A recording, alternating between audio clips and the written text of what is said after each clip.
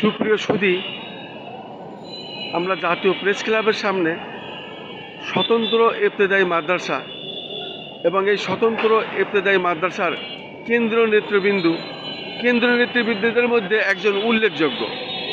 বিগত দিনে আমরা দেখেছি রাজপথে ওনারা আন্দোলন সংগ্রাম করেছেন, আবার এখনও তারা জাতীয় প্রেস ক্লাবের সামনে অবস্থান ধর্মঘট চালিয়ে যাচ্ছেন। এই অবস্থান কর্মসূচির একজন কেন্দ্রীয় নেতা, তাকে আমি প্রশ্ন করব যে আপনি ব্যক্তিগতভাবে, আমি আপনাকে চিনি জানি, সমস্ত আন্দোলন সংগ্রামে আপনি ছিলেন এবং আজও আছেন। জাতীয় প্রেস ক্লাবের সামনে আপনারা যে অবস্থান কর্মসূচিটি দিয়েছেন, এটা কেন দিয়েছেন, কী কারণে এসেছেন এবং রাষ্ট্র থেকে আপনারা কোনো সাড়া পেয়েছেন কিনা, আপনার নাম পরিচয় দিয়ে বলুন। আসসালামু আলাইকুম ভাইজান, আমি পটুয়াখালী সদর থেকে আসছি। আমার নাম মোহাম্মদ আবুল হাশেম।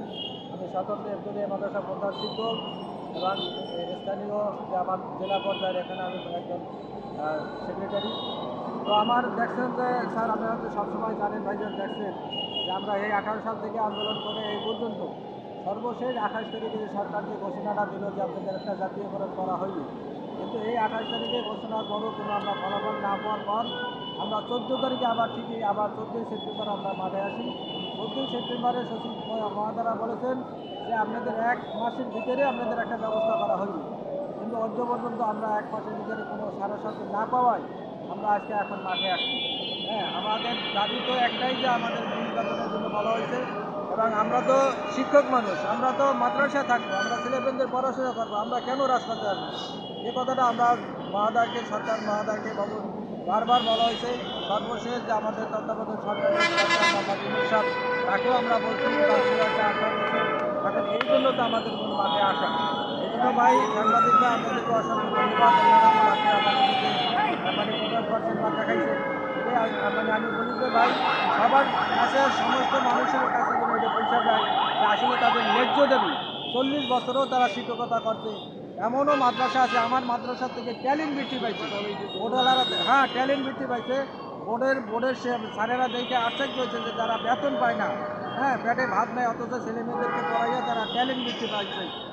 এই জন্য তারা ধন্যবাদ জানাইছেন। আমিও আপনাদেরকে এই জন্য ধন্যবাদ জানাই যে আমার সর্বশেষ বিনতি এই জন্য যে সরকার বাহাদুর যেন আমাদের মাদ্রাসাগুলো জাতীয়করণে ঘোষণা করে দেয়, আমরা যেন আমাদের আবার মাদ্রাসা পাঠদানের জন্য আমরা যে আবার সেই ছেলেমেয়েদেরকে আবার পাঠদান করতে পারি। আপনারা অন্তর্বর্তী সরকার প্রধানের কাছে এই দাবি জানাচ্ছেন? আমরা অন্তর্বর্তী সরকার প্রধানের কাছে দাবি জানাচ্ছি, যেহেতু আমরা 28 যে একটা ঘোষণা আসছিল যে জানুয়ারিতে, সেটা আমাদের এই তত্ত্বাবধায়ক সরকারের প্রধানের কাছে আমরা ঘোষণা জানাইছিলাম এবং তারা বলছিল যে হ্যাঁ, আপনাদের একটা ব্যবস্থা করবো আর কি।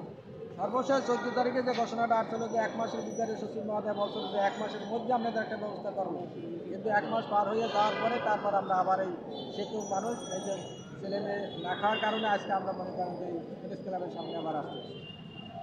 শুধু দর্শক, আমরা আসলে বারবারই তাদের বিষয়টি আমরা এইভাবে প্রচার করে যাচ্ছি।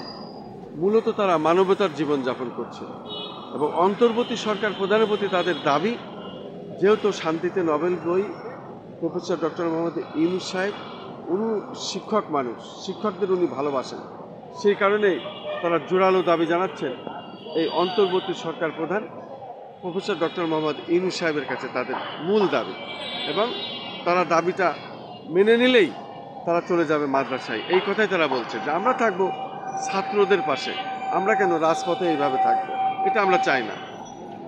আমি খন্দকার মাসুদুজ্জামান, জাতীয় প্রেস ক্লাবের সামনে থেকে, রাজধানী ঢাকা।